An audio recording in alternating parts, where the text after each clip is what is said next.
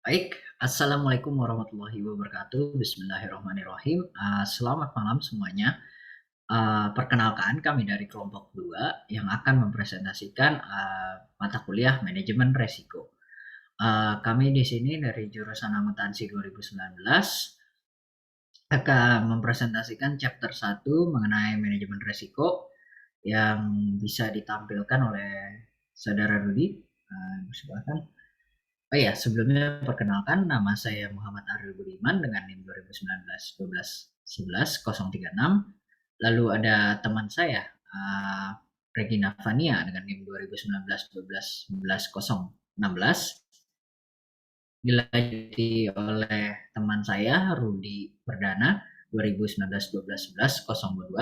Dan yang terakhir teman saya Alia Desta dengan NIM 2019 12 11 040. Oke, tanpa adanya gangguan lagi, bisa kita mulai untuk share screen-nya, Saudara Rudi.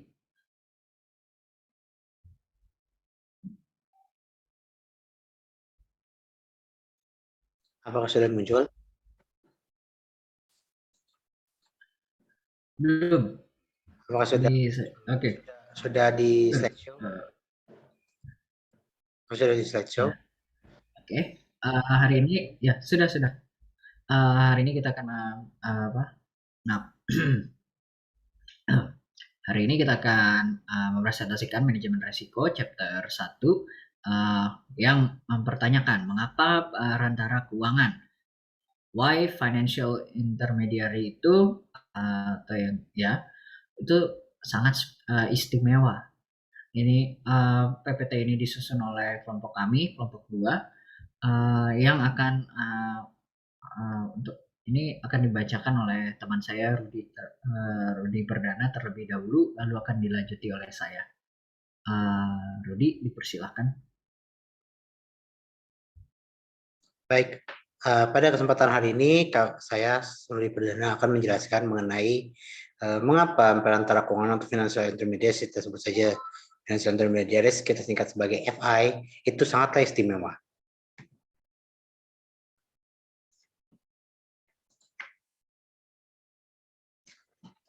Pada hari ini, itu tepatnya malam ini, kita akan membahas beberapa materi ini. Yang pertama, bagaimana financial intermediaries itu mengembangkan alat yang diperlukan untuk mengukur dan mengelola risiko financial intermediaries atau FI. Yang kedua, itu dalam menjelaskan peran khusus lembaga keuangan dalam sistem keuangan dan fungsi yang disediakannya. Ketiga, menjelaskan mengapa berbagai lembaga keuangan menerima perhatian regulasi khusus. Dan yang terakhir, itu adalah mendiskusikan apa yang membuat beberapa lembaga keuangan lebih istimewa dari yang lain. Sekarang kita akan membahas bagaimana ada kendala. Sekarang kita akan membahas bagaimana grafik arus kas dan hutang apabila tidak ada lembaga financial intermediaries atau FI. Kita sebut saja financial intermediaries itu sebagai contoh perbankan. Nah, bagaimana sih aliran arus kasnya? Di sini sudah terlihat di layar, itu ada dua entitas yang akan menjadi kunci untuk arus kas dan modal serta hutang itu berpindah-pindah. Yang pertama bisa kita lihat dari peminjam atau household. Di sini peminjam ini kita sebut saja dalam bahasa Inggris household itu sebagai pengguna bersihnya, di mana yang kedua itu adalah perusahaan atau peminjam bersih, kita sebut saja sebagai krediturnya. Nah, di sini perusahaan akan memberikan pinjaman, yaitu berupa modal dan hutang kepada peminjam atau household. Nah, batas jasa hutang dan modal yang telah diberikan dari perusahaan, maka otomatis peminjam atau household ini dia otomatis akan membayar hutang dan modal tersebut kan. Maka hal yang disampaikan dari peminjam kepada perusahaan itu adalah kas. Jadi seperti ini grafiknya. Sebagai contoh misalnya Tuan A meminjam dari PT ABC. Nah, PT ABC memberikan uangnya sebesar 500 juta. 500 juta itu berupa modal dan hutang. Nanti di saat kemudian hari, ketika perusahaan dari Pak A ini beruntung atau untung, bisa jadi dia harus membayar utang atau kasnya baik itu secara menyicil maupun langsung atau kontan. Biasanya saat membayar itu dia menggunakan kas. Itu sebagai contoh perumpamaan atau gambar umumnya. Sekarang kita akan membahas mengenai apa sih keistimewaan dari lembaga keuangan. Nah, di sini ada beberapa keistimewaan dari lembaga keuangan itu, yang dimana apabila tidak ada financial intermediary atau lembaga keuangan, maka tingkat aliran dana itu menjadi rendah atau low level fund of flows. Jadi tanpa adanya lembaga keuangan, otomatis aliran dana dari konsumen atau household kepada perusahaan akan lebih rendah, karena mereka lebih ke arah menyimpan duitnya, atau mungkin saja kalau contohnya kita kan bisa membandingkan apabila mereka tidak tahu menahu mengenai pinjaman dari perusahaan, otomatis kan arus kas mereka baik itu kas maupun hutang dan modal itu kan tertahan di satu tempat, sehingga tidak bergerak, atau mungkin saja bergerak tapi terlalu lambat. Nah, itulah yang disebut low level of float, di mana dari low level of float itu kita punya tiga identifikasi. Yang pertama biaya informasi, di mana tadi sudah saya jelaskan contohnya ketika negara Indonesia itu tidak punya yang namanya informasi yang memadai mengenai pinjaman dari perusahaan, maka itu akan mengakibatkan skala ekonomi itu berkurang. Nah, hasil dari skala ekonomi itu berkurang atau perusahaan itu tidak akan memberikan pinjaman atau utang kepada household atau peminjam, maka perusahaan itu juga akan mengurangi biaya lembaga keuangan untuk menyaring atau memantau peminjam. Jadi sejenis mereka tidak mengeluarkan uang juga untuk sebagai biaya tarif untuk ngirim utang, itu sebagai contohnya kalau misalnya mereka ada ngirim pinjaman, tapi juga mereka tidak akan diawasi oleh lembaga peminjam. Yang kedua itu tentang likuiditas, di mana dari likuiditas itu akan berkurang. Kenapa bisa berkurang? Karena tanpa adanya lembaga keuangan, otomatis kan harta dan utang itu kan bisa ada di situ terus ya, mengendaplah di situ dari perusahaan, aset perusahaan. Maka kalau semakin banyak aset perusahaan yang dipendam, atau semakin banyak aset yang dipendam, maka kemampuan perusahaan untuk memberikan pinjaman dan itu akan berkurang. Begitu halnya dengan household atau peminjam. Dengan dia tidak meminjam, otomatis dia tidak membayar apapun, sehingga kondisi liquid di mana dia harus membayar uang itu tepat waktu itu jadi lebih rendah. Sebenarnya ada tapi lebih rendah atau sedikit. Dan yang ketiga itu, yang terakhir itu adalah resiko harga yang substansial price risk, di mana resiko harga yang substansial ini lebih ke arah harga yang semakin mahal dari pinjaman. Sejenis misalnya pinjaman ini seharga 100 juta, tapi nanti di pasar itu ternyata realisasinya cuma 200 juta, sehingga itu lebih tinggi dari yang diekspektasikan. Nah, dari tadi kan kita sudah membahas mengenai apabila aliran lembaga keuangan itu tidak ada. Sekarang bagaimana kalau financial intermediaries itu ada, dan seperti apa aliran dananya? Maka di sini bisa kita lihat dalam layar ini ada aliran dananya, di mana di sini financial intermediaries atau lembaga keuangan itu punya dua fungsi. Yang pertama sebagai broker, yang kedua sebagai aset transformer atau perubah aset. Kita sebut saja perubah aset. Kalau broker itu sebagai agen investasi. Nah, dari household atau peminjam itu akan memberikan kas sementara, perusahaan akan memberikan modal dan utang. Nah, di sini prosesnya, di sini financial intermediaries itu kalau untuk perusahaan sifatnya broker, karena dia sifatnya itu mengubah bentuk obligasi atau saham. Nah, dari hasil obligasi dan saham ini akan diterbitkan di pasar saham. Nah, kalau misalnya mereka dapat untung, otomatis kan mereka mendapatkan keuntungan ya dengan dibayar. Jadi maka dari hasil investasi itu lembaga keuangan financial intermediaries itu yang bertindak sebagai agen investasi akan memberikan kas kepada perusahaan. Nah, sementara di sisi kiri bisa kita lihat peminjam atau household ini dia mengirimkan kas. Jadi kas itu kan kita sebut saja sebagai aset liquid, atau yang paling liquid itu kan kas ya dalam akuntansi. Dan kalau kita tahu dia kan paling atas, dan itu bisa berubah. Kas itu bisa diubah bentuknya, tapi itu tetap saja tidak mengurangi nilai aset. Mungkin hanya bentuknya saja yang berubah, nilainya tidak berubah. Nah, di sini sebagai contoh, peminjam itu memberikan kas kepada lembaga keuangan. Nah, lembaga keuangan ini akan merubah kas tersebut menjadi sebuah terobosan terbaru, yaitu berupa deposit dan kebijakan asuransi. Mengapa demikian?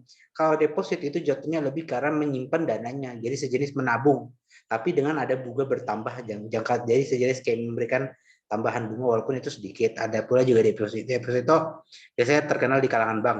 Dan kemudian yang dua itu ada bisa juga kebijakan asuransi atau asuransi yang diperlukan. Itu sebagai contohnya apabila financial intermediaries itu ada. Nah, selanjutnya kita akan membahas mengenai fungsi lembaga finansial intermediaries. Tadi kan kita sudah menjelaskan tuh secara garis besarnya.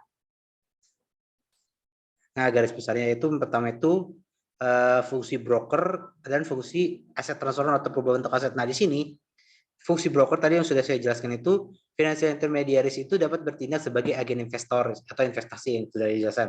Sebagai contoh Merrill Lynch, Charles Schwab, dan di Indonesia itu sebagai lembaga keuangan bank dan non bank, itu bisa jadi agen investor. Di mana dengan fungsi lembaga financial intermediary sebagai agen investor, di sini hal ini dapat mengurangi biaya dan melalui skala ekonomis, di mana dengan biaya yang dikecilkan maka skala ekonomi akan jadi lebih luas. Dan yang berikutnya di sini itu ditambah lagi kelebihannya itu dapat mendorong tingkat bunga tabungan yang lebih tinggi. Semakin orang ingin menabung, semakin tinggi bunga tabungan maka orang akan semakin ingin menabung sebagai contohnya.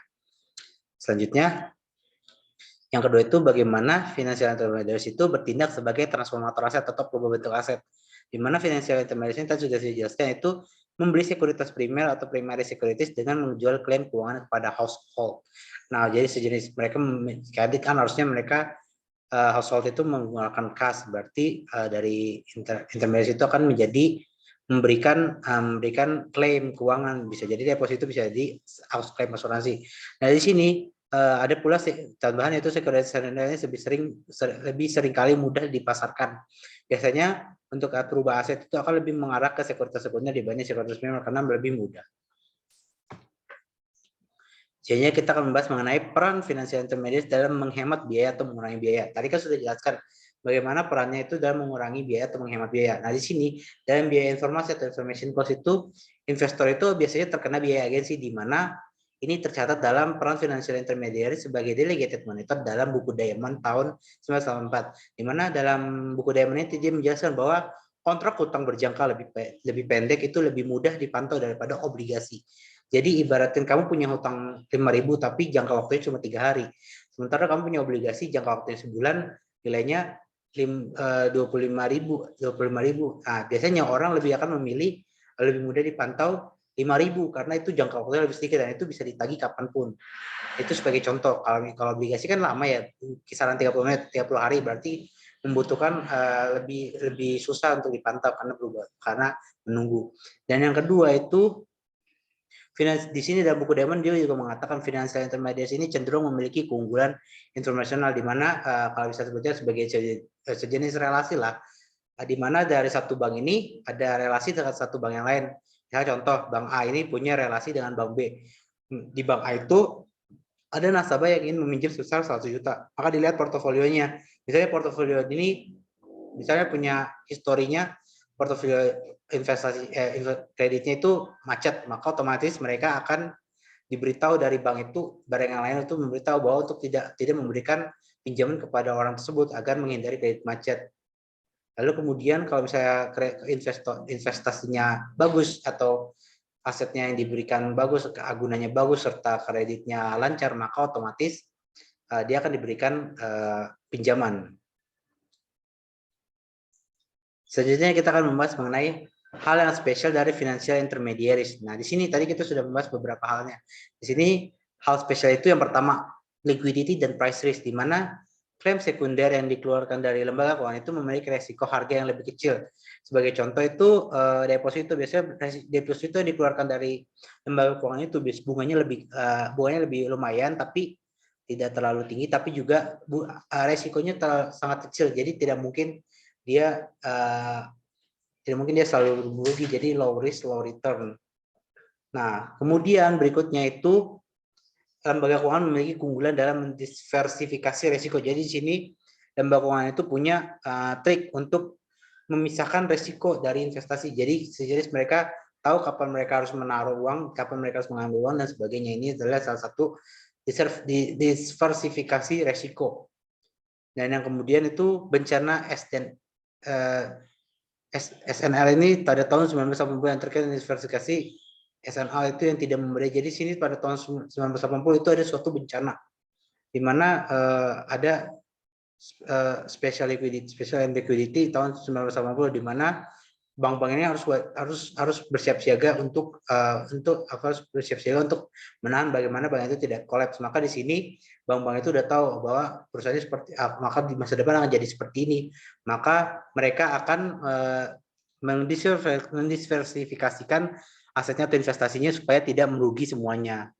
Nah, kemudian yang kedua itu reduce transaction atau information cost, jadi mengurangi transaksi dan biaya informasi. Jadi dipengaruhi dari skala ekonominya. Kalau misalnya skala ekonominya besar, maka informasi lebih murah, atau bisa kalau misalnya skala lebih kecil, maka biayanya lebih mahal atau lebih gede. Sekarang selanjutnya itu layanan spesial lain, di mana dalam lembaga keuangan itu atau financial management itu punya beberapa layanan spesial. Yang pertama itu intermediasi kematangan atau maturity intermediasi. Jadi sejenis ini konsultasi mengenai dari lembaga keuangan ini, contohnya lembaga keuangan ini punya nasabah deposito. Depositonya ini dia sudah mau maturity, maka otomatis pihak bank itu akan mengirimkan beberapa telepon kepada nasabahnya untuk memberitahu bahwa mereka sudah masuk ke maturity, mending apakah mau diambil atau tidak. Nah, apa diambil atau tidak itu kan bergantung pada nasabahnya itu. Kalau misalnya dia diambil bisa untung, kalau nggak diambil nggak apa-apa. Jadi otomatis diperpanjang depositonya. Ini salah satunya intermediasi keuangan. Selanjutnya yang kedua itu adalah transmisi kebijakan moneter. Kita tahu kan di setiap negara Indonesia itu kan ada banyak negara-negara, ada banyak pulau-pulau atau daerah-daerah lain. Maka dalam satu pusat dari Bank Indonesia di Jakarta berarti akan mengirim beberapa transmisi kebijakan moneter yang ada di beberapa daerah. Contoh dari Bank Indonesia di Jakarta menuju ke Bank Indonesia Serang, atau dari Bank Indonesia Jakarta menuju ke Bank Indonesia Bandung. Nah, itu sebagai contohnya transmisi kebijakan moneter. Kemudian yang berikutnya itu alokasi kredit, di mana di sini ada beberapa area spesial yang diperlukan sebagai mortgage atau hipotek dari rumah, jual rumah.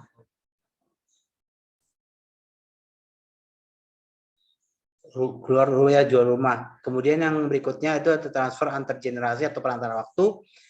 Ke berikutnya ada payment service certificate dan CHIFS. Dan yang terakhir itu ada denominasi perantara. Sekarang kita akan membahas mengenai spesialisasi dan regulasi yang dimiliki oleh lembaga keuangan, di mana financial intermediaries itu menerima perhatian spesial regulatory atau regulasi spesial dengan alasan bahwa financial intermediaries itu memiliki layanan khusus yang diberikan lembaga keuangan pada umumnya. Yang kedua, lembaga keuangan atau financial intermediaries itu punya fungsi khusus seperti transmisi uang yang beredar dari bank, alokasi kredit atau kita sebut saja penghematan dari bank pertanian, biasanya ditaruh di situ. Kemudian layanan pembayaran atau atau kita sebut saja bank dengan cara penghematan dan lain-lain. Kemudian itu ada pula eksternalitas negatif muncul jika layanan ini tidak disediakan di beberapa lembaga keuangan.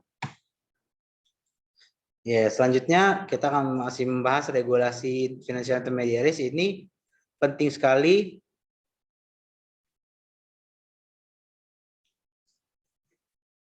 sekali karena ini merupakan hal yang penting dari financial intermediaries. Di sini ada beberapa fitur penting dari kebijakan regulasi yang diberikan. Yang pertama itu melindungi sumber utama tabungan dan pengguna tabungan, karena orang-orang di bank itu tidak mau kan nasabah atau loyal customer-nya hilang dengan cara tabungannya hilang. Nggak mungkin, karena otomatis mereka pasti akan mencoba untuk menyelamatkan tabungan supaya nasabah itu semakin percaya dengan bank tersebut bahwa mereka bisa diberikan amanah untuk menjaga tabungan. Itu sebagai contohnya. Kemudian itu juga termasuk pencegahan praktik tidak ada seperti redlining dan tindakan diskriminatif lain. Jadi maksudnya dengan cara redlining atau diskriminatif ini berarti mereka hanya mementingkan nasabah-nasabah prioritas saja, nggak bisa seperti itu. seharusnya itu sepenuhnya nasabahnya perlu dipentingkan, diutamakan nasabahnya. Kalau kan ada beberapa orang menyebutnya, wah ini orang bagus nih, lembaga pasti ini nasabah prioritas, padahal enggak, kita tuh sama-sama setara di keuangan. Itu sebagai contohnya. Kemudian ada pula peran utamanya yang pertama, yang itu memastikan kesehatan sistem atau soundness of system secara keseluruhan. Jadi di sini pihak bank itu harus menjaga sistem informasinya itu harus bagus. Jadi jangan sampai ada informasi yang miss atau ada informasi yang tidak masuk, serta mungkin perlu adanya audit mengenai komunikasi dan informasi dari keuangan bank itu supaya tidak mencegah adanya money laundering atau pencucian uang dan korupsi sebagai contoh. Kemudian ada pula regulasi di mana regulasi ini bukannya tanpa biaya, atau regulasi is not costless, di mana ini berdampak pada beban yang mengurangi regulasi bersih. Sekarang kita masih masuk ke dalam regulasi, di mana regulasi itu ada di lembaga keuangan itu berupa tingkat kesehatan dan keamanan, safety and soundness regulation, di mana regulasi untuk meningkatkan diversifikasi, di mana regulasi ini itu tidak lebih dari 10% ekuitas untuk meminjam tunggal. Biasanya itu hanya dibatasi hanya sebatas 10% atau kurang dari 10% untuk meminjam tunggal.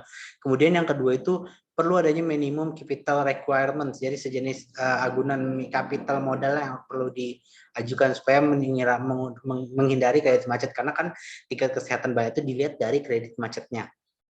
Nah, kemudian yang berikutnya itu perlu adanya dana jaminan di sana. Di sini menurut FDIC itu ada beberapa contoh bank yang memberikan dana jaminan, yaitu Bank Insurance Fund atau BF, Saving Education Insurance Fund atau SIEF. Terus ada pula dana perlindungan investor efek ini SIPC, ini investasi, sementara yang atas itu untuk dana jaminan. Kalau misalnya ini untuk di luar, kalau di Indonesia kita taunya LPS, lembaga penjamin simpanan, itu tergolong dana jaminan atau lembaga penjamin dana. Kemudian di sini juga regulasi tingkat keamanan itu juga pemantauan dan pengawasan, maksudnya pemantauan pengawasan ini itu lebih ke arah tingkat kesehatan bank dan bagaimana keamanan di bank, apakah ada kebobolan data atau bagaimana, itu adalah pihak bank yang perlu mengetahui itu dan perlu menjaga itu supaya informasi yang ada di dalam bank itu tidak bober keluar atau keluar begitu saja dari dalam internal bank. Sekarang kita akan membahas mengenai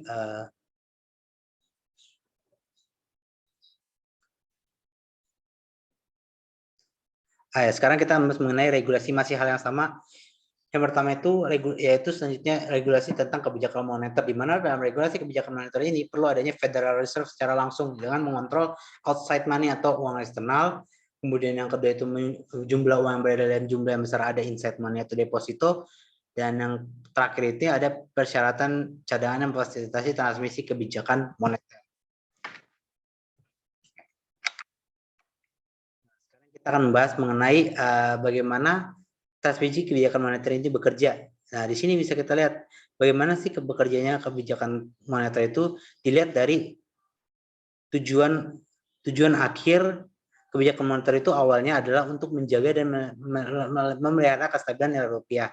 Ya, salah satunya terlebih dari tingkat inflasi yang rendah dan stabil itu Pak, cerminannya bagaimana stabil ekonominya dilihat dengan inflasi yang lebih rendah. Nah, di sini dengan maksud untuk mencapai tujuan itu, maka Bank Indonesia menetapkan suku bunga kebijakan BI 7 days repo rate sebagai instrumen kebijakan utama untuk mempengaruhi aktivitas kegiatan perekonomian dengan tujuan akhir itu pencapaian inflasi itu lebih rendah. Namun jalur dan transmisi dari keputusan BI 7 days repo rate itu sampai dengan pencapaian sasaran inflasi tersebut sangatlah kompleks dan memerlukan waktu yang sangat lama, atau kita sebut saja dalam bahasa Inggrisnya time lag dari kebijakan itu. Kemudian yang kedua ini itu bagaimana mekanisme bekerja perubahan BI 7 days repo rate, reverse repo rate, atau suku bunga reverse dan repo rate 7 hari sebagai acuan utama di pasar keuangan, di mana sampai mempengaruhi inflasi tersebut sering disebut sebagai mekanisme transmisi kebijakan moneter. Mekanisme ini menggambarkan tindakan Bank Indonesia melalui perubahan-perubahan instrumen moneter dan target operasionalnya mempengaruhi berbagai variabel ekonomi dan keuangan sebelum akhirnya berpengaruh ke tujuan akhir inflasi. Mekanisme tersebut terjadi melalui interaksi antar bank sentral, perbankan dan sektor keuangan sektor real. Perubahan BI 7 days repo rate ini akan mempengaruhi inflasi melalui berbagai jalur. Di antaranya adalah jalur suku bunga, jalur kredit, jalur nilai tukar, jalur harga aset, dan jalur ekspektasi. Selanjutnya, untuk transmisi kebijakan moneter ini akan dijelaskan oleh saudara Ariel. Ya, baik. Terima kasih Saudara Rudi. Baik, kita lanjutkan. Ini ada transmisi kebijakan moneter Bank Indonesia. Ini yang tadi sudah dijelaskan sama Rudi, atau sudah diucapkan sama Rudi.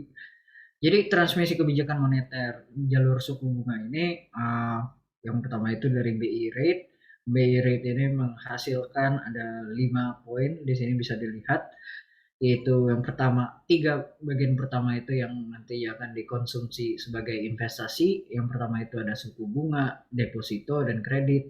Lalu ada kredit yang disalurkan. Yang disalurkan itu ya adalah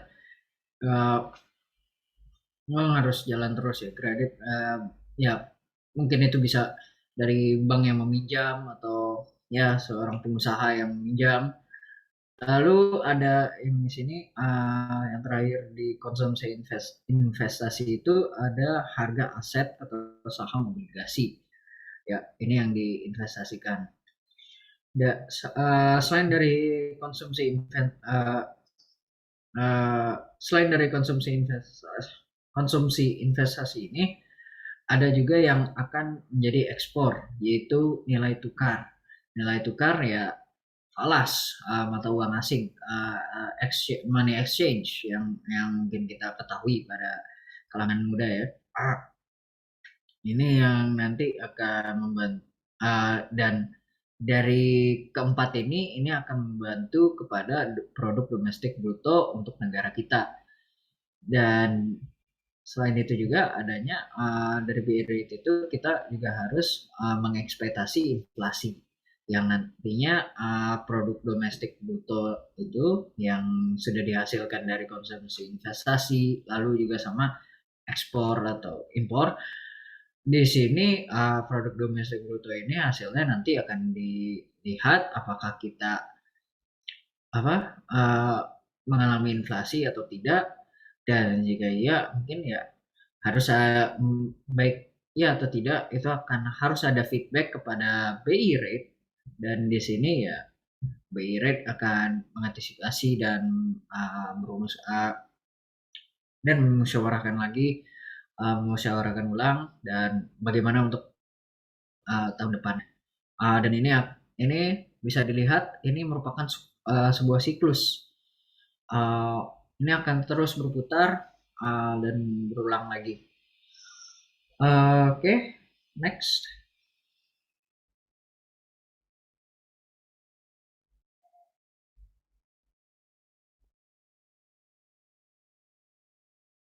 Next. Baik, terima kasih. Lalu ada regulasi lagi. Regulasi ini, yang mendukung sektor penting secara sosial seperti perumahan dan pertanian. Ya, housing and agriculture. Di sini persyaratannya jumlah minimum aset di sektor tertentu atau suku bunga atau biaya maksimum. Lalu adanya qualified thrift land test atau yang kita tahu sebagai QTL. Di sini ada 65% aset dalam hipotek perumahan. Jadi lalu adanya usury loss and regulation Q. Ini yang loss yang apa? Yang sifatnya mereka harus menghapuskan atau dihilangkan.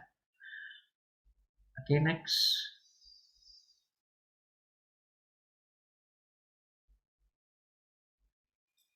Baik. Sekarang kita masuk ke dalam regulasi alokasi kredit masa COVID oleh Bank Indonesia. Ya. Kita tahu masa COVID ini sangat memiliki dampak yang sangat besar kepada perekonomian Indonesia, dan ya perlu adanya kebijakan regulasi dari Bank Indonesia. Dan di sini setelah sudah berlalunya COVID selama 1 tahun, muncul peraturan Bank Indonesia nomor 22/4 PBI 2020 yang berisikan tentang insentif bagi bank yang memberikan penyediaan dana untuk kegiatan ekonomi tertentu guna mendukung penanganan dampak perekonomian akibat wabah virus corona. Ini dimulai pada tanggal 1 April 2020 lalu. Yang pertama ini Bank Indonesia akan memberikan insentif bagi bank yang melakukan penyediaan dana untuk kegiatan ekonomi tertentu, berupa yang pertama itu kegiatan ekspor, kegiatan impor, lalu adanya kegiatan UMKM, dan yang terakhir itu ada kegiatan ekonomi pada sektor prioritas lainnya yang ditetapkan oleh Bank Indonesia. Dan yang kedua, di sini insentif bagi bank tersebut berupa kelonggaran atas kewajiban pemenuhan GWM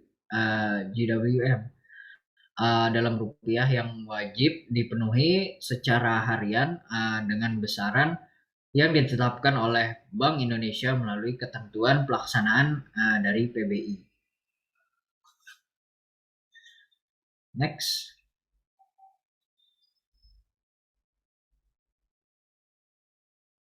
Baik.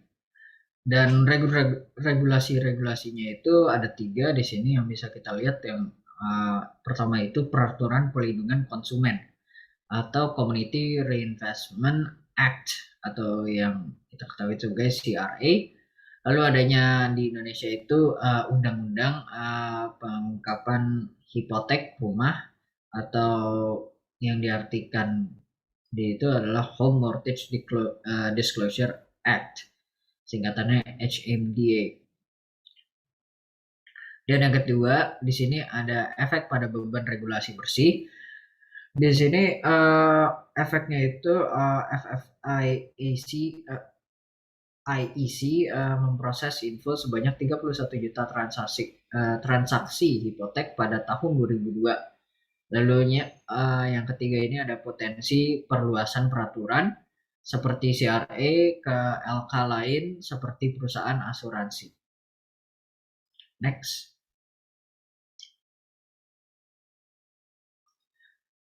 Kita sekarang akan masuk ke POJK nomor 1, POJK nomor 7, 2013, tanggal 26 Juli 2013.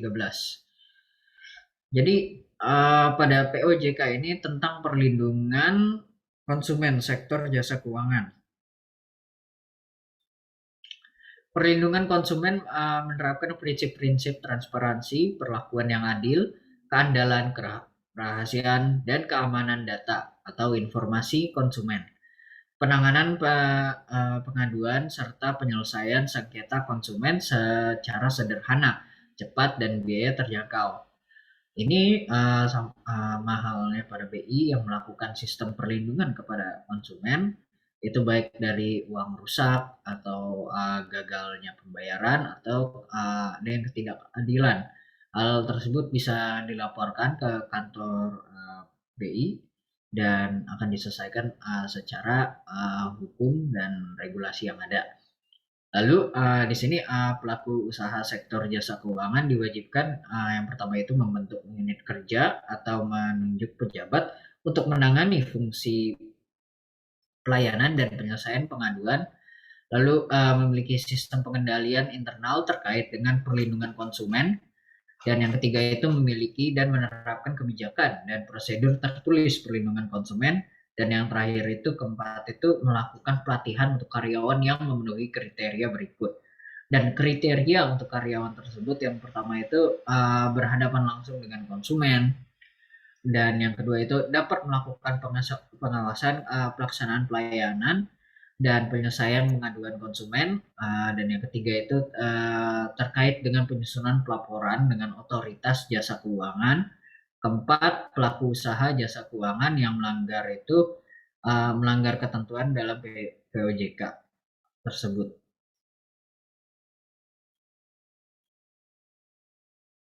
Oke, next.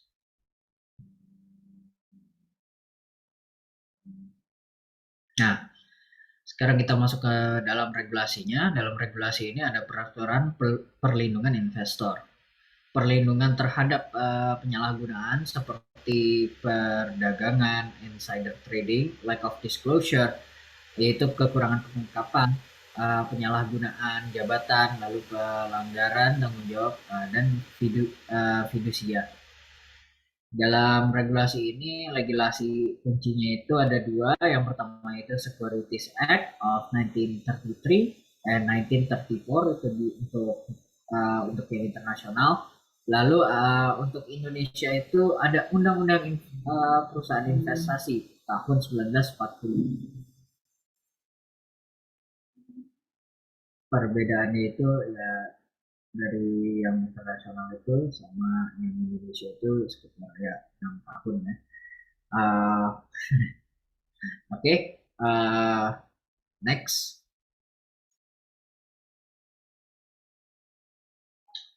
Regulasinya ini masih dalam regulasi. Ini entry regulation ini adalah regulasi yang masuk. Itu ada 2 poin di sini yang bisa kita lihat. Yang pertama itu tingkat hambatan masuk mempengaruhi profitabilitas dan nilai piagam. Lalu adanya peraturan menentukan ruang lingkup kegiatan yang diizinkan. Next.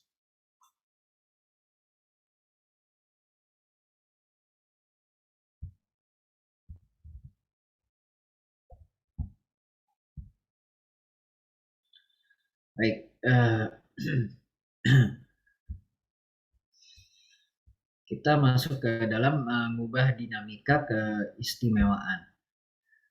Jadi untuk ini kita bisa lihat pada tren di Amerika Serikat yang dimana banyak adanya penurunan pangsa lembaga penyimpanan, lalu adanya meningkatnya dana pensiun dan perusahaan investasi, lalu mungkin disebabkan oleh beban regulasi bersih yang dikenakan pada lembaga keuangan tempat penyimpanan.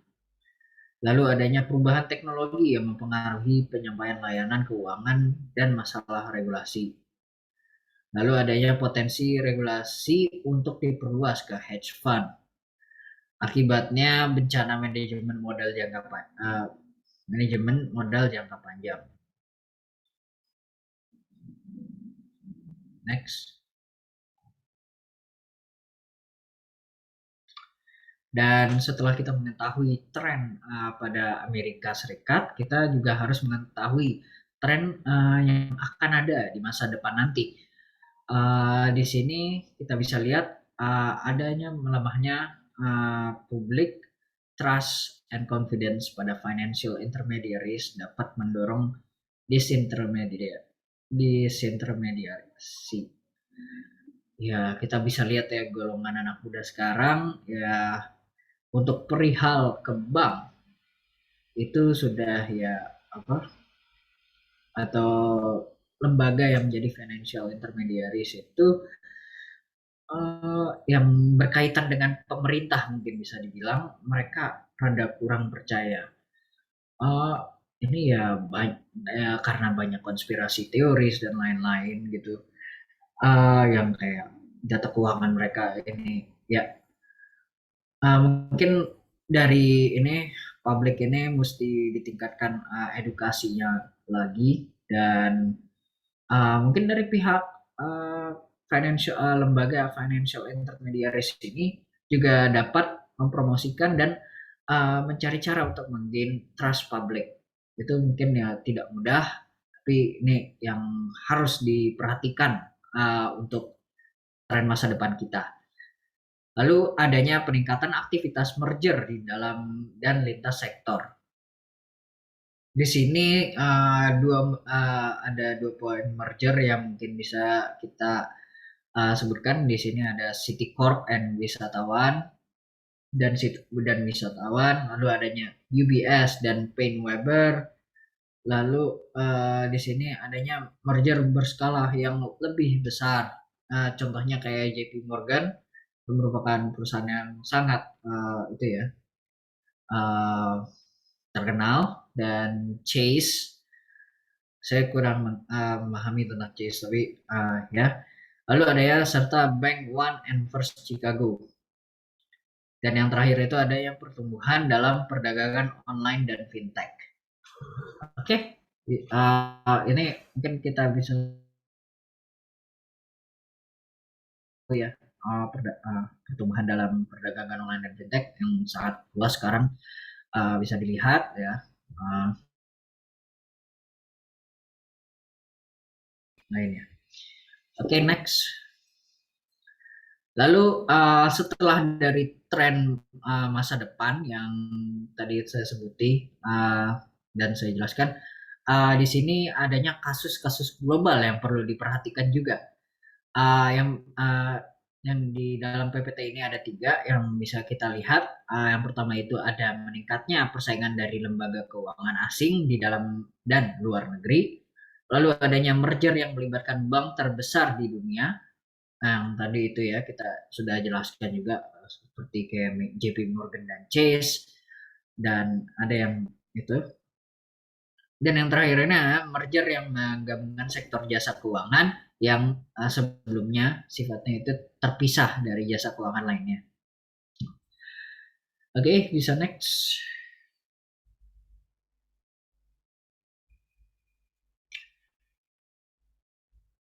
Ya, berikut adalah contoh bank terbesar di dunia.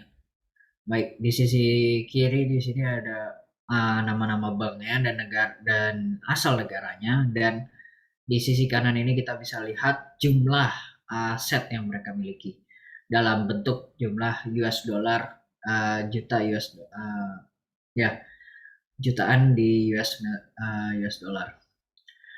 Yang pertama untuk Bank Amerika Serikat itu USA ini memiliki Citigroup di mana asetnya itu sebesar 1.997.000 US dollar.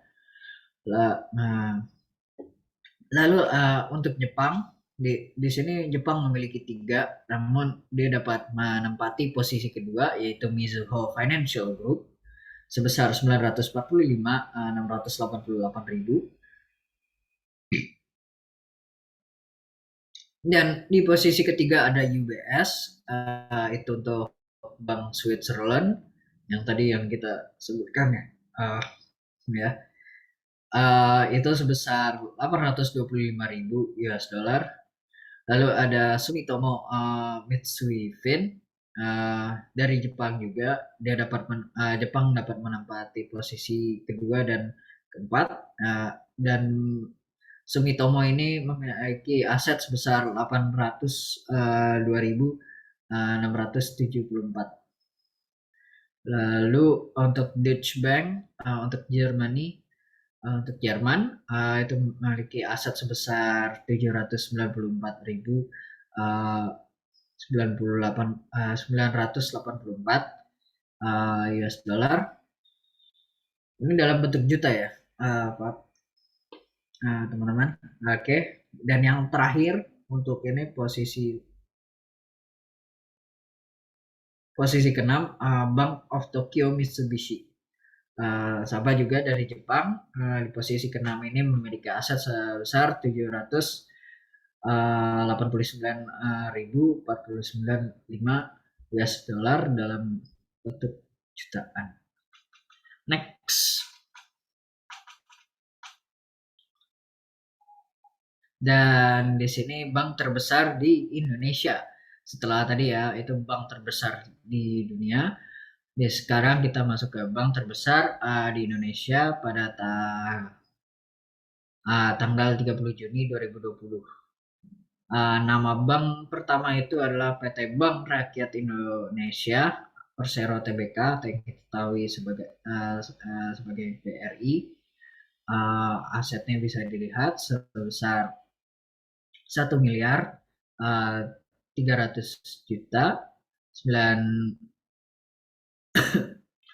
9.320.867. Lalu ini persentasenya dan itu bisa dilihat. Di posisi kedua ada Bank Mandiri Persero Tbk Mandiri dengan sebesar 1.364.338. Lalu ada PT Bank Sentral Asia atau BCA pada posisi ketiga, dan pada posisi keempat itu ada PT Bank Negara Indonesia BNI, PT Bank, dan posisi kelima ada PT Bank Tabungan Negara Persero BTN, Dan posisi keenam yang terakhir ini ada PT Bank CIMB Niaga.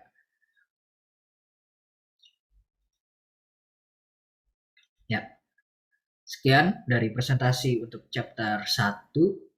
Sekarang bisa dilanjuti untuk chapter 2. Dipersilahkan Rudi dan untuk mengganti slide-nya, dan dipersilahkan untuk Regina Fania untuk memperkenalkan diri dan membaca dan mempresentasikan presentasi chapter 2. Terima kasih.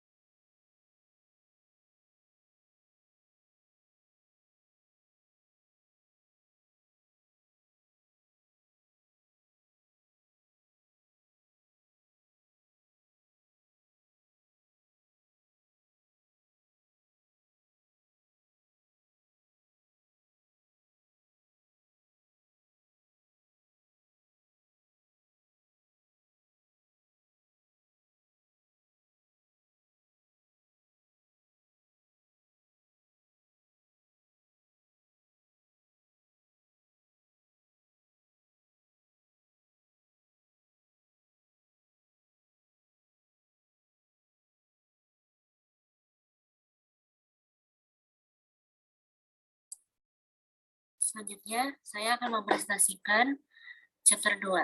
Next.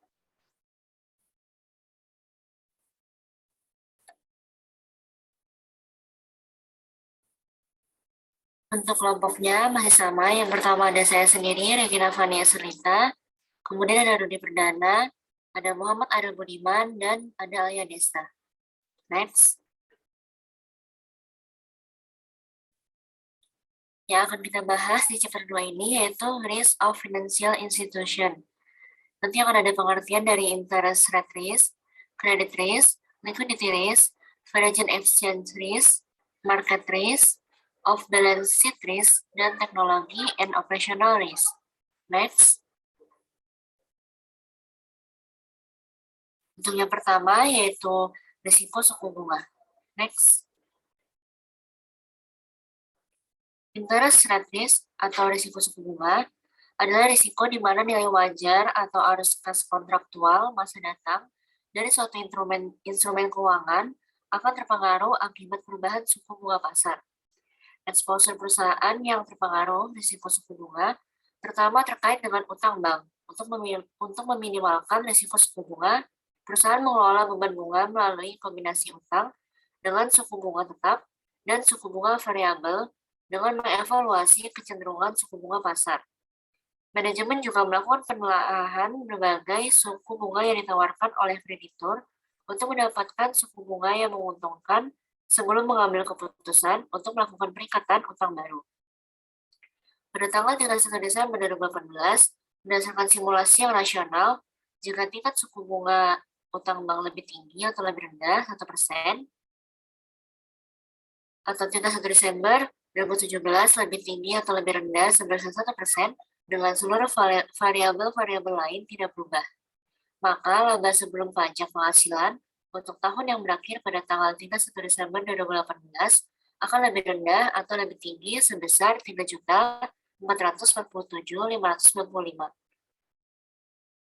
terutama sebagai akibat dari beban bunga utang bank dengan tingkat bunga mengambang yang lebih tinggi atau lebih rendah. Next.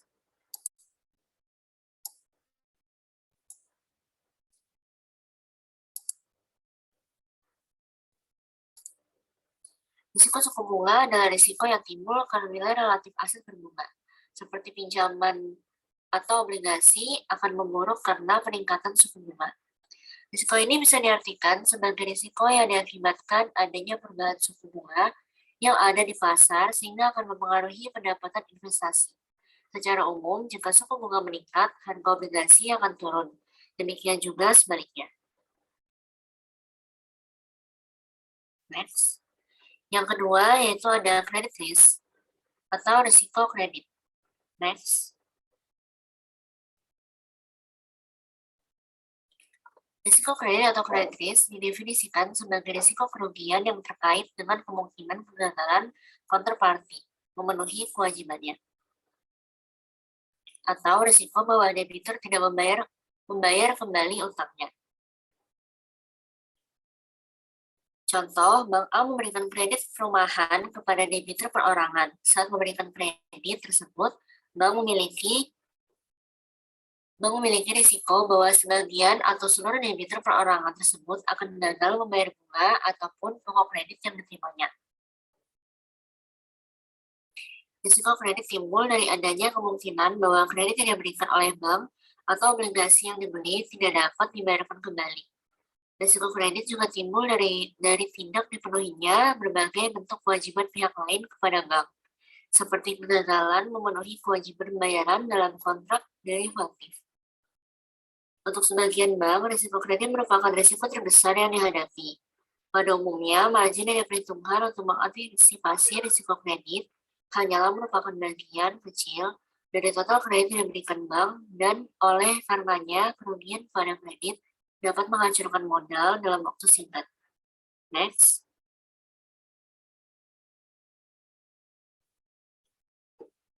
Selanjutnya ada metode pengelolaan risiko kredit.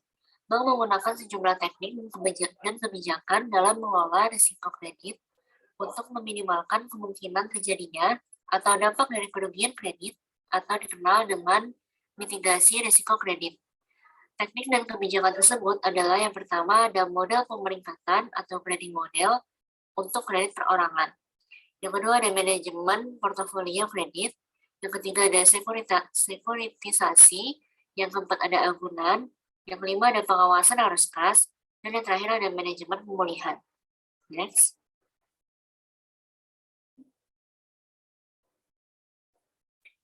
Selanjutnya untuk model pemeringkatan atau grading model. Kredit yang diberikan bank setiap saat dapat menjadi bermasalah, namun kemungkinannya menjadi kecil jika bank menerapkan kebijakan pemberian kredit yang sehat. Langkah pertama adalah menciptakan model pemeringkatan kredit sebagai sarana untuk menetapkan kemungkinan terjadinya gagal bayar. Dalam hal ini, bank melakukan kalibrasi risiko yang pada gilirannya akan memungkinkan bank untuk menetapkan suatu probabilitas tertentu untuk setiap kejadian yang tidak diinginkan. Cara ini memungkinkan bank untuk memastikan bahwa portofolio kredit bank tidak terkonsentrasi pada kredit berkualitas buruk yang memiliki kemungkinan gagal bayar yang tinggi. Contoh, model pemeringkatan faktor tunggal Bank A memberikan kredit perumahan kepada debiturnya. Untuk minimalkan risiko kredit, bank membuat sebuah model pemeringkatan yang sederhana. Dalam kasus ini, Bank A mengelompokkan kredit tersebut berdasarkan prosentase kredit yang diberikan kepada debitur terhadap nilai properti saat ini. Bank kemungkinan menghitung probabilitas potensi kerugian dari setiap kelompok kredit dan menyesuaikan kebijakan pricing-nya agar terdapat keseimbangan dalam portofolio kredit bank. Ekspektasi bank dalam hal ini adalah bahwa potensi kerugian atas pemberian kredit sebesar 50% Dari nilai properti saat ini jauh lebih kecil dibandingkan dengan potensi kerugian dari pemberian kredit sebesar 100% dari nilai properti. Selanjutnya, bank akan berupaya menyesuaikan pricing kredit yang diberikan dalam rangka mengoptimalkan pengembalian return atas risiko yang dihadapi. Dalam penerapannya, model pemeringkatan mempertimbangkan pula beberapa faktor tambahan. Misalnya dalam penerapannya, model pemeringkatan mempertimbangkan misalnya presentasi pendapatan debitur yang digunakan untuk membayar bunga kredit, riwayat pekerjaan debitur, dan jumlah tahun pembayaran kembali kredit dibandingkan dengan usia debitur. Basel II secara spesifik membahas model pemeringkatan sebagai bagian dari kerangka kerja risiko kredit. Next. Selanjutnya yang ketiga ada risiko likuiditas. Next.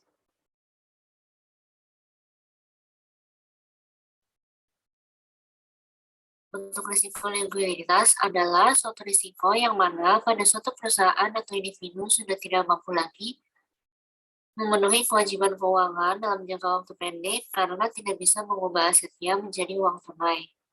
Hal tersebut seringkali terjadi karena asetnya tidak bisa dijual dengan harga yang wajar yang disebabkan kurangnya daya beli dan pergerakan harga yang terlalu besar pada suatu perusahaan.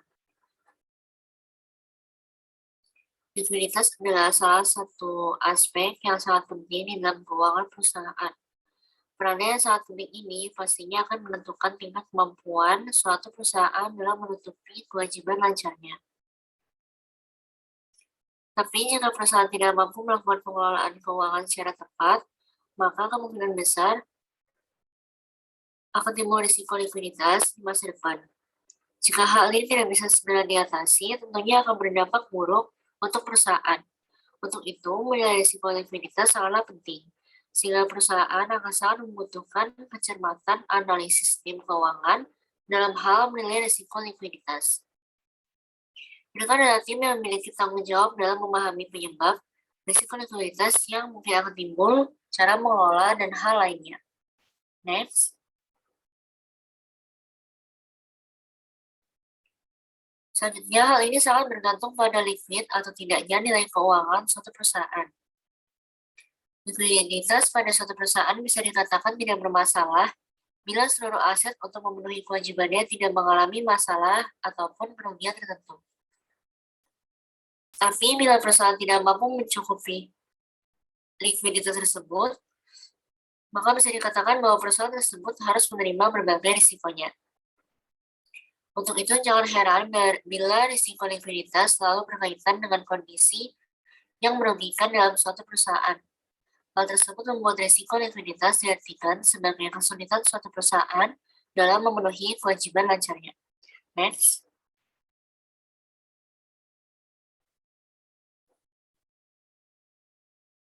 Apa penyebab risiko likuiditas? Dalam hal memenuhi kewajiban lancar, maka yang diperlukan adalah dalam bentuk kas tunai ataupun sejenisnya, seperti pada rekening tabungan ataupun rekening giro.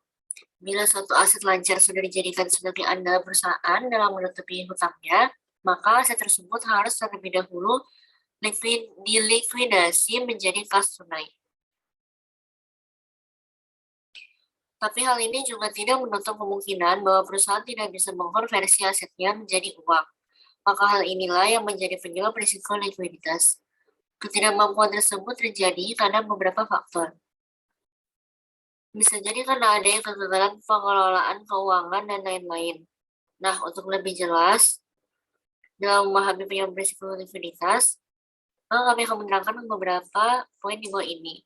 Tim analisa yang kurang mampu memberikan detail dalam hal analisis dari segi aset. Bila kondisi ini tidak segera diatasi, maka akan mengakibatkan risiko likuiditas perusahaan menjadi semakin parah. Adanya keterlambatan arus kas sehingga aktiva lancar tidak bisa melampaui nilai kewajiban lancar perusahaan. Hal tersebut akan mudah terlihat jika sudah melakukan perhitungan pada rasio likuiditas. Angkanya akan menunjukkan posisi yang rendah daripada standar distribusi industri pada setiap jenis rasio. Next.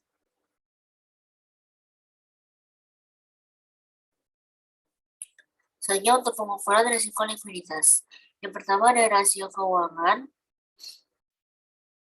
loan to deposit ratio atau financing to deposit ratio adalah melakukan perbandingan antara jumlah dana yang disalurkan pada jumlah dana yang sudah terhimpun. Dana yang sudah terhimpun ini bisa berupa dan dari pihak ketiga saja atau termasuk dana yang dihimpun dalam wujud lain. Kanun rasio di dunia perbankan adalah perbandingan antara aset yang likuid pada pendanaan dalam jangka waktu pendek. Aset likuid ini berupa aset likuid primer dan aset likuid sekunder. Kedua komponen tersebut bisa dilihat dari aturan OJK terkait tingkat kesehatan bank. Deposan inti atau deposan non-inti atas suatu aset, jenis rasio ini menilai dana yang dihimpun dari deposan inti atau deposan non-inti pada total dari pihak ketiga. Rasio ini juga akan membandingkan dengan total aset yang dimiliki oleh pihak bank. Next.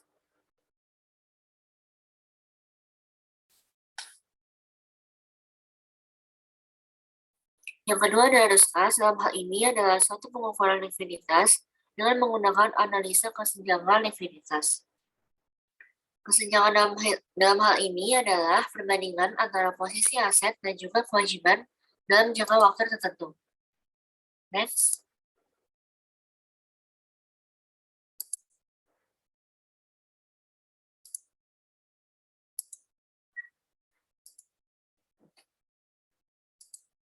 Hanya untuk manajemen risiko likuiditas, risiko adalah satu hal yang tidak bisa kita pisahkan dalam berbagai aspek apapun.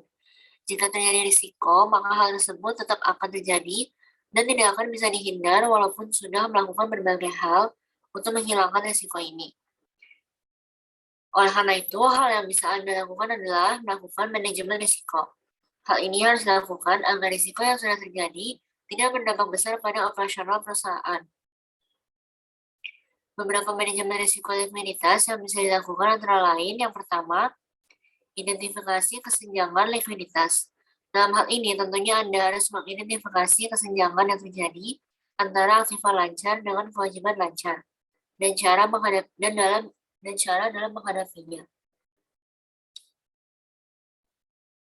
Selain itu, Anda juga harus mengidentifikasi kondisi yang bisa menimbulkan DAP. Tujuannya adalah agar Anda bisa mengambil langkah untuk mengisi ketertinggalan tingkat aktiva lancar. Dengan begitu, maka diharapkan mampu meminimalisir tingkat kerugian perusahaan. Yang kedua, melakukan mekanisme yang jelas dan terarah. Anda juga harus merancang suatu sistem mekanisme yang jelas pada pemilik usaha dan juga pada tim keuangan. Setelah itu, perjelasan dengan membuat mekanisme teknis dan non-teknis secara detail agar ketika melakukan hal teknis tersebut, Anda memiliki tolak ukur yang pasti. Dengan begitu akan memungkinkan Anda untuk melakukan pengukuran, pemantauan, dan juga mitigasi risiko likuiditas, sehingga berbagai kerugian yang menimpa perusahaan bisa dihindari secara maksimal. Next.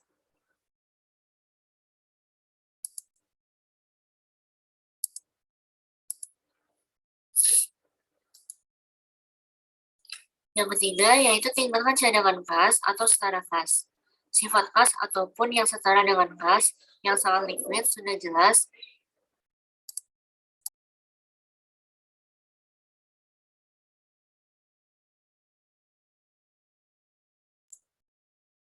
Untuk itu, meningkatkan cadangan kas atau setara kas menjadi salah satu cara yang tepat untuk memperbaiki risiko likuiditas suatu perusahaan.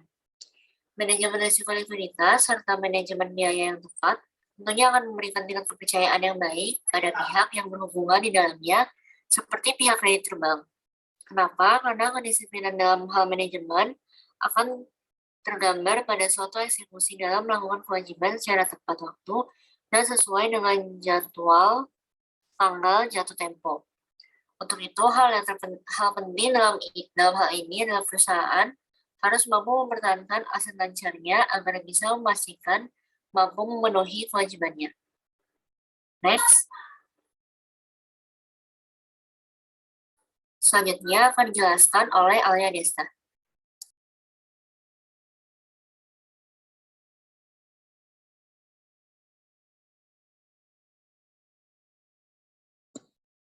Baik, akan saya lanjutkan untuk materi yang selanjutnya, yaitu mengenai regulasi tentang likuiditas.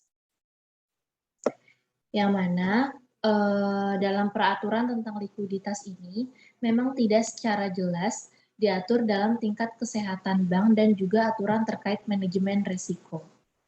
Tapi karena resiko likuiditas ini sangatlah penting, maka Basel Komite melalui Basel III yang selanjutnya merujuk OJK sebagai pihak regulator di Indonesia mengatur likuiditas ini dengan dua aturan yang sangat detail. Berikut dua aturannya. Yang pertama yaitu mengenai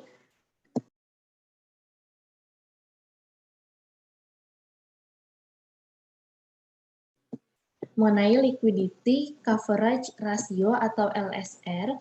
Dalam peraturan terkait LCR ini mewajibkan pihak bank untuk mampu mempersiapkan alat likuiditas dengan kualitas tinggi sebagai bentuk antisipasi keperluan arus kas keluar bersih dalam kurun waktu 30 hari ke depan dalam kondisi skenario stres. Ketentuan akan hal tersebut sudah diatur dalam POJK nomor 42 garis miring POJK 03 lalu garis miring 2015 terkait kewajiban pemenuhan rasio kecukupan untuk bank umum. Lalu untuk aturan yang kedua yaitu ada Net Stable Funding Ratio atau biasa disingkat dengan NSFR. Dalam regulasi terkait NSFR ini mewajibkan setiap bank menyediakan dana stabil yang berbentuk liabilitas dan juga modal untuk dapat mendanai kegiatan pada aset dan juga rekening administratif. Artinya pihak bank dapat mempersiapkan tenor penyaluran dana dengan tenor sumber dananya. Jika bank memiliki rencana untuk melakukan pembiayaan dalam jangka waktu yang lama, maka pihak bank harus menggunakan sumber daya yang memiliki jangka waktu yang lama juga. Next. Lalu selanjutnya masuk kepada poin nomor 4, di mana kita akan membahas mengenai resiko valuta asing atau biasa dalam bahasa Inggrisnya foreign exchange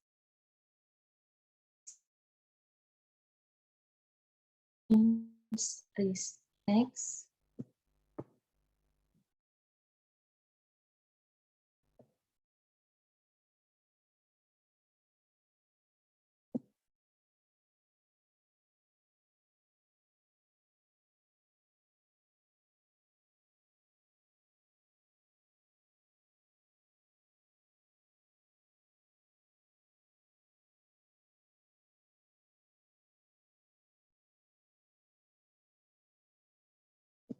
Dalam risiko valuta asing atau risiko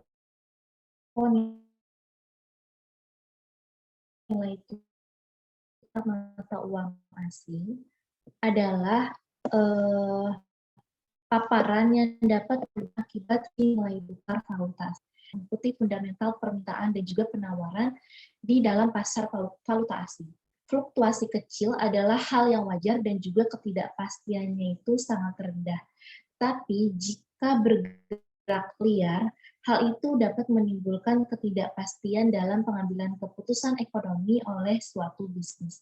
Hal itu juga yang akhirnya akan mengganggu stabilitas keuangan perusahaan. Pergerakan dari nilai tukar dapat mengekspos berbagai aspek dalam bisnis, mulai dari pendapatan, pembiayaan, investasi, dan juga operasional, stabilitas, arus kas perusahaan, dan juga nilai perusahaan.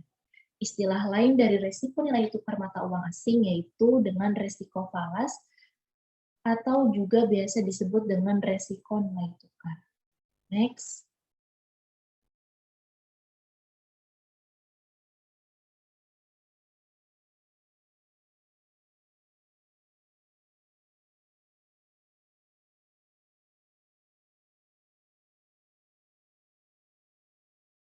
Masuk ke materi selanjutnya yaitu cara kerja dari resiko nilai tukar. Dalam resiko nilai tukar, kita dapat mengekspos berbagai perusahaan yang terlibat dalam transaksi internasional. Mereka yang termasuk yaitu ada investor yang berinvestasi di pasar modal, nilai tukarnya bisa mempengaruhi kembalian investasi atau yang mereka dapat produk di pasar luar negeri. Namun bagi importir, hal itu dapat mempengaruhi harga barang luar negeri seperti bahan baku dan juga barang modal ketika barang tersebut masuk ke dalam pasar domestik. Lalu orang yang terlibat selanjutnya yaitu perusahaan yang menerbitkan surat berharga di luar negeri. Beberapa perusahaan dapat mengakses pendanaan di luar negeri melalui pinjaman luar negeri ataupun penerbitan surat utang. Ketika nilai tukar berubah, hal itu dapat mempengaruhi biaya untuk membayar bunga ataupun untuk melunasi hutang. Secara umum, risiko nilai tukar mata uang asing dapat timbul ketika perusahaan melakukan transaksi keuangan dalam mata uang asing. Sementara itu, dalam operasi dan juga pelaporan keuangan, mereka dapat menggunakan mata uang domestik. Kita ambil contoh pada perusahaan Indonesia ketika menggunakan rupiah dalam kegiatan sehari-hari dan juga pada laporan keuangan. Namun untuk sumber pendapatannya, perusahaan juga mendapatkan dari pasar Amerika Serikat yang mana berdenominasi dolar Amerika Serikat. Selain itu, perusahaan mungkin juga memiliki pinjaman dalam dolar Amerika Serikat. Jadi, ketika nilai tukar rupiah terhadap dolar Amerika Serikat ini berubah, hal itu dapat mempengaruhi pendapatan dan juga beban bunga pinjaman.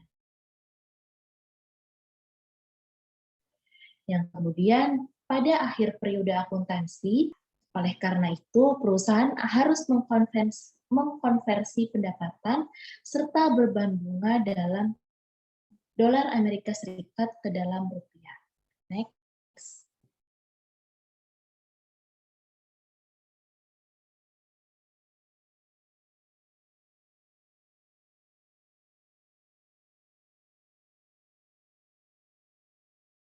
Lalu untuk yang selanjutnya yaitu penawaran dan juga permintaan valuta asing.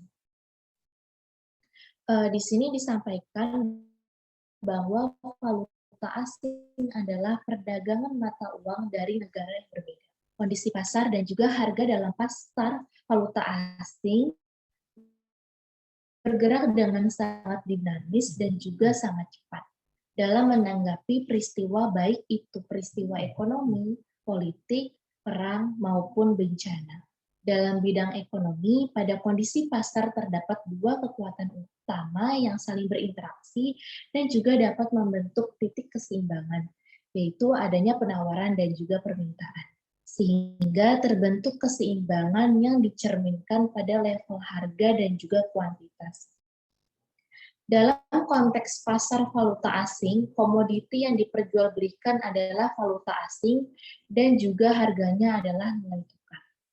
Hal ini merupakan penawaran dan juga permintaan efektif karena telah terrealisasikan dalam bentuk transaksi valuta asing. Penawaran ataupun permintaan valuta asing dibedakan dari sudut pandang bank atau yang terjadi akibat dari transaksi. Untuk penawaran valuta asing adalah aliran valuta asing yang masuk ke dalam pasar, sehingga transaksi valuta asing yang merepresentasikannya adalah transaksi beli valuta asing atau menjual rupiah oleh bank, di mana bank tersebut menerima valuta asing dari counterpart atau lawan transaksi dan juga sebagai lawan transaksinya. Bank akan menyerahkan rupiah kepada counterpart dengan jumlah yang ekivalen. Penawaran valuta asing mengandalkan penerimaan ekspor dan juga capital inflow. Sebaliknya, jika permintaan valuta asing adalah aliran valuta asing keluar dari bank yang direpresentasikan, transaksi jual valuta asing oleh bank Akumulasi dari seluruh transaksi beli dan jual valuta asing oleh seluruh bank akan menunjukkan posisi bank sebagai net beli, atau transaksi belinya akan lebih besar dibandingkan dengan transaksi saat menjual, atau net jual yang juga dapat dipersamakan dengan excess supply atau excess demand. Permintaan valuta asing terutama berasal dari kebutuhan impor BBM ataupun bahan bakar minyak. Next. Selanjutnya masuk ke dalam metode analisis data. Jika dilihat dari pendekatan analisis, pendekatan yang digunakan dalam penelitian ini adalah dengan menggunakan metode pendekatan kualitatif. Penelitian menggunakan metode analisis deskriptif berdasarkan jurnal-jurnal referensi yang berkaitan dengan manajemen risiko, penawaran dan juga permintaan, serta valuta asing sebagai data sekunder utama yang juga sekaligus digunakan sebagai sampel data. Penelitian ini sesuai dengan kerangka konseptual penelitian yang telah ditetapkan. Hal ini juga dapat mempengaruhi kepentingan penelitian untuk mengetahui pengaruh apa saja yang muncul dari adanya manajemen risiko terhadap penawaran, serta permintaan valuta asing di pasar valuta asing, demi kepentingan pihak investor yang melakukan investasi di pasar valuta asing. Next. Masuk ke poin selanjutnya, yaitu poin nomor 5 mengenai resiko pasar atau market risk. Next.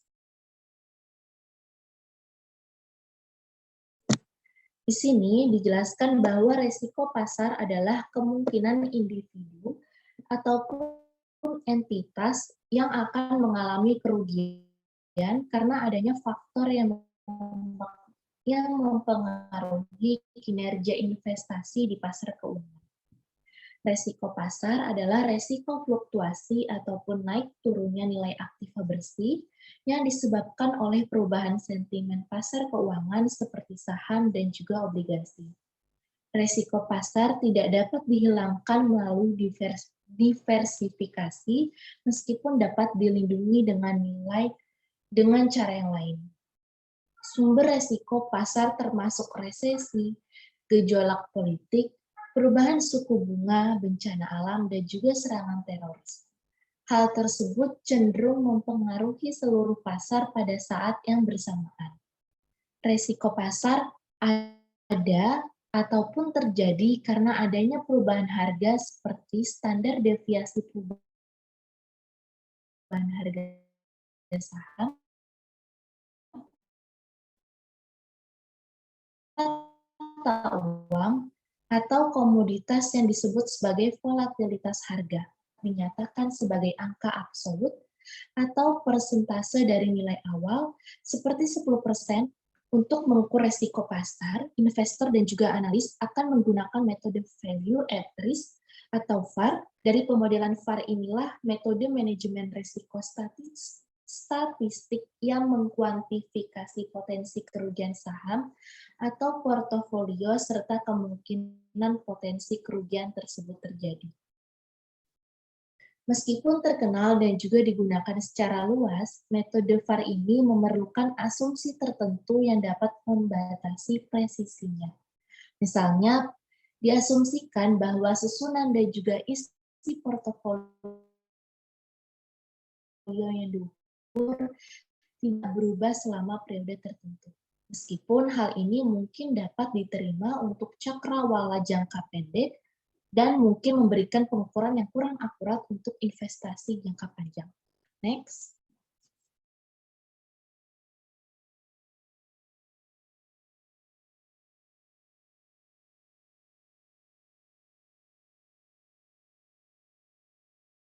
Masuk ke dalam slide selanjutnya, yaitu mengenai jenis resiko pasar yang paling umum. Di sini ada 8 jenis resiko pasar. Untuk resiko yang pertama yaitu resiko ekuitas, risiko bahwa harga saham atau indeks saham atau volatilitas akan berubah. Lalu untuk resiko yang kedua yaitu resiko bunga, risiko bahwa suku bunga volatilitas akan berubah. Ketiga, ada risiko mata uang, risiko bahwa nilai tukar mata uang asing atau volatilitas akan berubah. Lalu yang selanjutnya yaitu ada risiko komoditas, risiko bahwa harga komoditas atau volatilitas akan berubah. Yang selanjutnya ada risiko margin yang dihasilkan dari arus kas keluar masa depan yang tidak pasti karena adanya panggilan margin yang mencakup perubahan nilai yang dapat merugikan dari posisi tertentu. Lalu untuk poin ke-6, ada risiko bentuk, poin ke-7, risiko periode penahanan, dan yang terakhir yaitu ada risiko dasar. Next. Untuk poin yang ke-6, kita akan membahas mengenai off-balance sheet risk, atau diartikan risiko luar neraca. Next.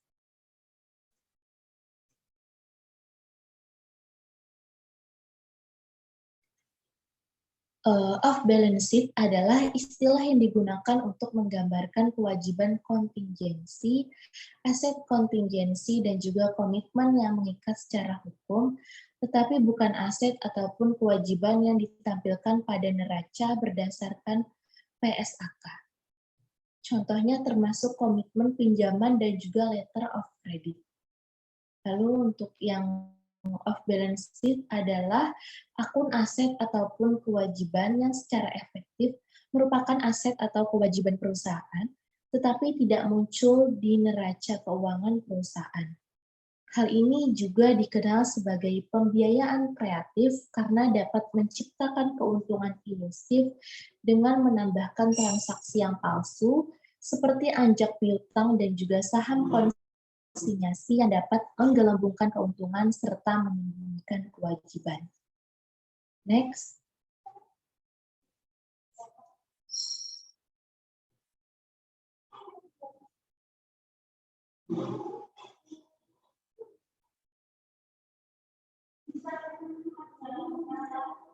Lalu untuk cara kerjanya ini sendiri, kita ambil contoh pada sebuah perusahaan ABC yang memperoleh pinjaman sebesar 30 miliar dari sebuah bank.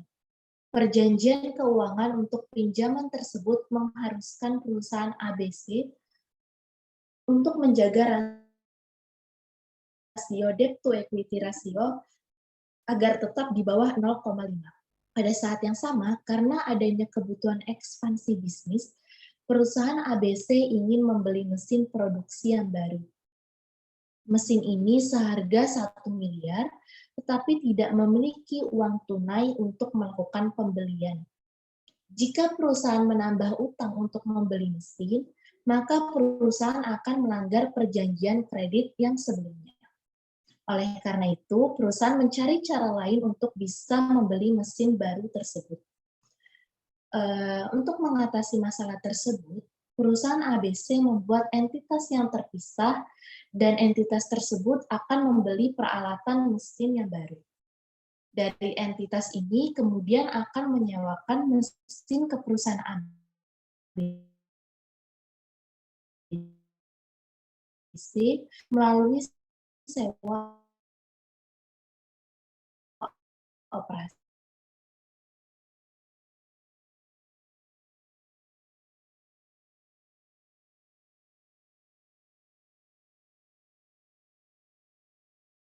Dengan cara ini juga, perusahaan ABC dapat kendaraan.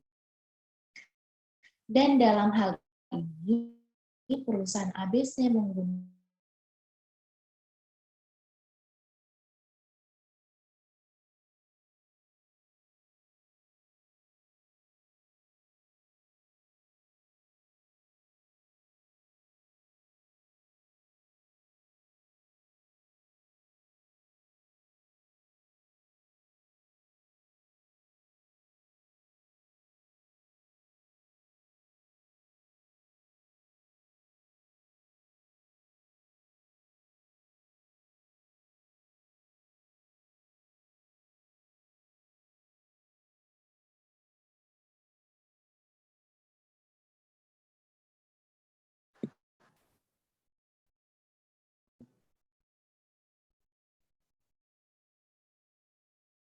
Dalam hal ini, perusahaan ABC menggunakan pembiayaan off-balance sheet untuk memperoleh aset tanpa harus mencatat transaksi seperti itu di dalam neraca. Next.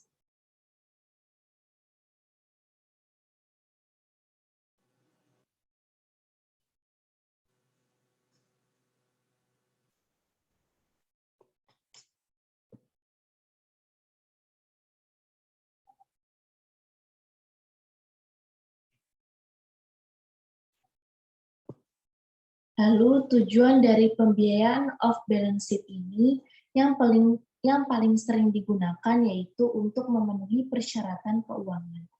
Perusahaan juga akan menggunakan pembiayaan off-balance sheet untuk menjaga kapasitas pinjaman, menurunkan tingkat leverage mereka, ataupun untuk mengelola risiko. Next.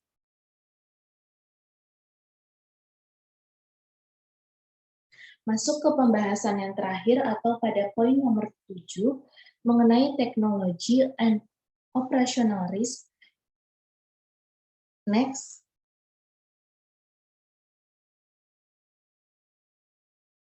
Di sini disampaikan bahwa resiko operasional adalah resiko yang berhubungan dengan kegiatan operasional dalam perusahaan, termasuk di dalamnya resiko dalam menjalankan lini perakitan, pengelolaan kantor, dan juga pengoperasian fasilitas komputer. Resiko timbul ketika terjadinya kejadian yang mengancam kegiatan operasional. Lalu, resiko operasional juga meliputi 5 hal, yaitu kegagalan dalam proses internal perusahaan, kesalahan sumber daya manusia ataupun SDM-nya, lalu ada kegagalan sistem, kerugian yang disebabkan dari kejadian yang terjadi di luar perusahaan, serta yang terakhir yaitu kerugian karena adanya pelanggaran peraturan serta hukum yang berlaku. Kerugian resiko operasional terjadi tidak saja pada lembaga keuangan bank dan juga bukan hanya pada bank saja, namun juga bisa terjadi pada perusahaan industri, perdagangan, pertambangan, serta semua perusahaan dalam sektor ekonomi lainnya.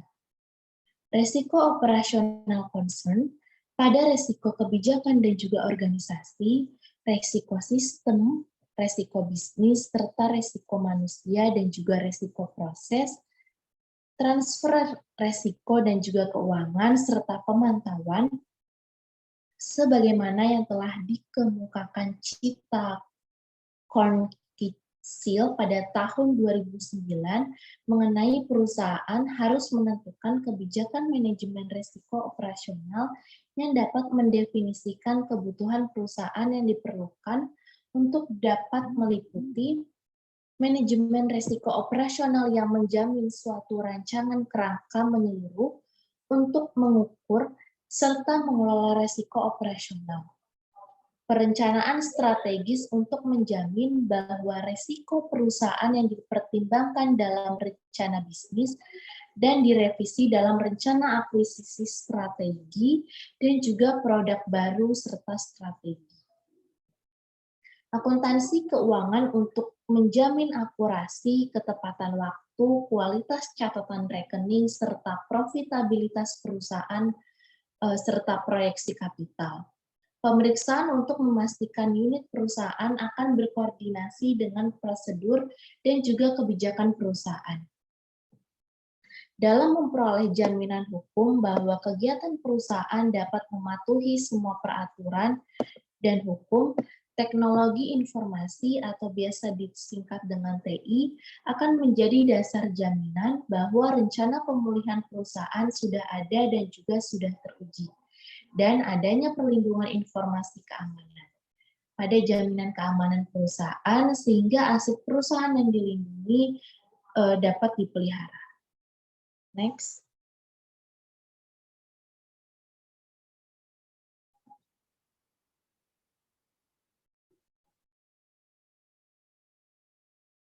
Lalu di sini juga ada taksonomi risiko operasional.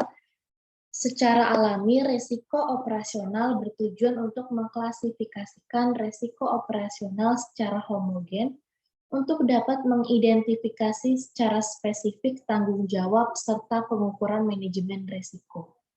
Mengacu pada taksonomi risiko dan juga secara sistem kategori risiko operasional yang dikemukakan Silvestri, Cagno, dan juga Trucco pada tahun 2009 dapat diidentifikasi sebagai berikut.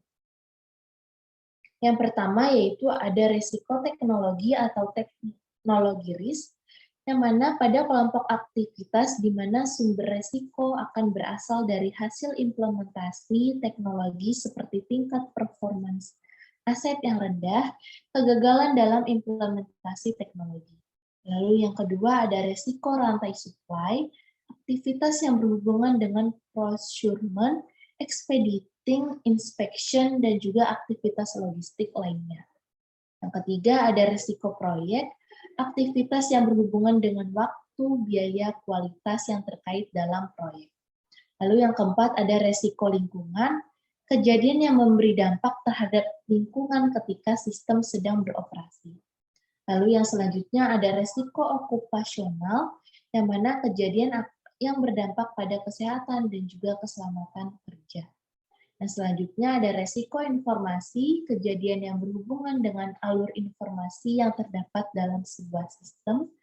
Lalu yang selanjutnya ada risiko organisasi, aktivitas-aktivitas yang berhubungan dengan lemahnya koordinasi, pembagian tugas yang tidak jelas, konflik atau turnover yang tinggi. Yang selanjutnya ada risiko manajemen, yaitu aktivitas yang mengakibatkan ketidakseimbangan dalam proses manajemen dan juga pada pengambilan keputusan. Dalam hal ini, risiko manajemen menjadi kunci yang dapat menggerakkan semua manajemen risiko.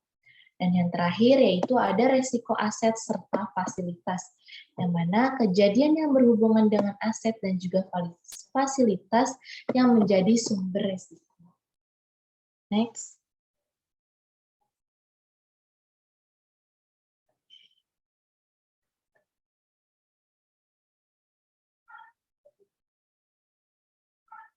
Lalu selanjutnya manajemen risiko operasional terdiri dari 4 tahapan yang saling terkait, dimulai dari identifikasi, pengukuran, dan juga pemantauan serta pengendalian. Untuk yang pertama yaitu ada identifikasi atau identification, proses untuk melihat serta mengidentifikasi secara kontinu atau berkelanjutan atas paparan risiko operasional dan juga penerapan manajemen risiko operasional, serta melakukan pelaporan internal atau eksternal atas paparan risiko yang sedang terjadi. Lalu yang kedua ada pengukuran atau measurement, pada proses menilai paparan risiko operasional pada produk jasa, proses dan juga sistem untuk mengetahui profil dari risiko perusahaan secara kuantitatif serta efektivitas pada penerapan manajemen risiko operasionalnya. Lalu yang selanjutnya ada pemantauan yaitu monitoring, proses untuk mengamati secara berkelanjutan atas paparan risiko operasional dan juga penerapan manajemen risiko operasional serta melakukan pelaporan internal ataupun eksternal atas paparan risiko yang sedang terjadi. Dan yang terakhir yaitu ada pengendalian atau controlling, pada proses kontrol atau pengendalian untuk memastikan risiko operasional berada pada tingkat yang minimal dan masih dapat diterima oleh perusahaan. Next.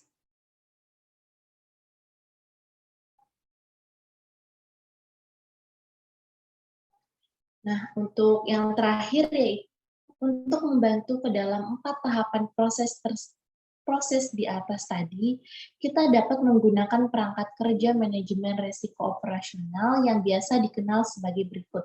Yang pertama yaitu ada RCSA atau Risk Control Self-Assessment, di mana perangkat lunak ini untuk melakukan penilaian diri sendiri atas risiko dan juga kontrol yang ada di unit kerja. Lalu yang kedua yaitu ada R atau LED, di mana Risk atau Lost Event Database, perangkat yang digunakan untuk mencatat data kejadian ataupun kerugian yang disebabkan oleh risiko operasional. Dan yang terakhir yaitu ada KRI atau singkatannya yaitu Key Risk Indicator, perangkat untuk mengidentifikasi potensi resiko kritikal dengan memonitor indikator yang berfungsi sebagai sinyal peringatan awal sebelum resiko tersebut terjadi. Next.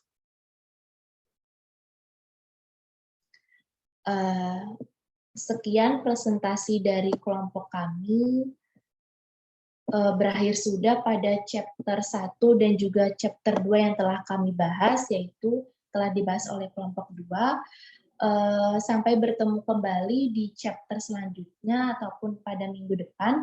Kami dari kelompok 2 izin pamit dan undur diri. Wassalamualaikum warahmatullahi wabarakatuh.